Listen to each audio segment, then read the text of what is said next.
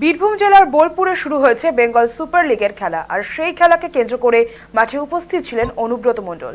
মাঠে উপস্থিত থাকাকালীন ২৬শে ভোটের কথা সম্বন্ধে জিজ্ঞেস করা হলে তিনি জানান, বেঙ্গল সুপার লিগের খেলার সঙ্গে বিধানসভা ভোটের কোনো তুলনা চলে না। তার কথায় বিধানসভা ভোটের খেলা আলাদা আর এই খেলা সম্পূর্ণ আলাদা।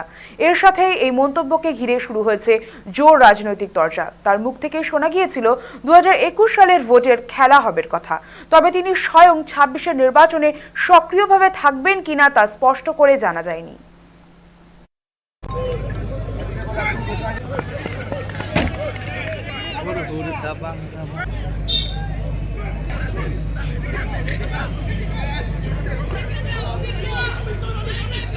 ধরো বীরভূমে কোনো জায়গায় হয় না, এই প্রথম হলো।